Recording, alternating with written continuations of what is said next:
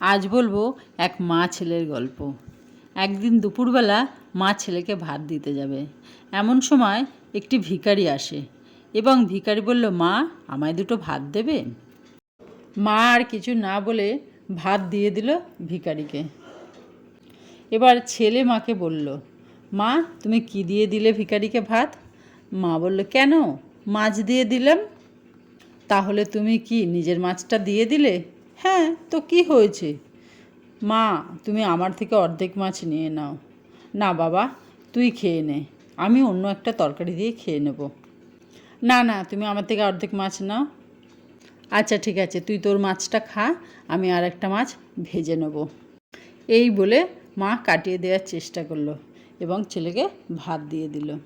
এদিকে ছেলে যে মস্ত বড় চালাক, সে বলল, ঠিক আছে, তবে তুমি যখন ভাত খাবে আমাকে মাছ ভাজা দিয়ে এক গাল ভাত দিও, কিন্তু তুমি জানোই তো আমি মাছ ভাজা দিয়ে ভাত খেতে কত ভালোবাসি। মা কিছু একটা বলতে যাবে, এমন সময় দিদি এলো বাড়িতে। দিদি বলল, কি হয়েছে রে ভাই?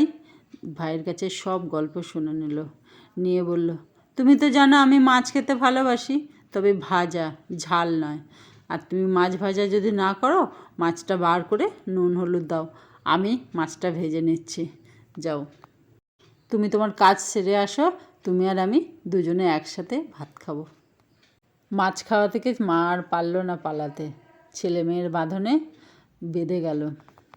সব গল্প বইয়ের খাতায় লেখা হয় না, কিছু কিছু গল্প মনের খাতাতেও লেখা থাকে।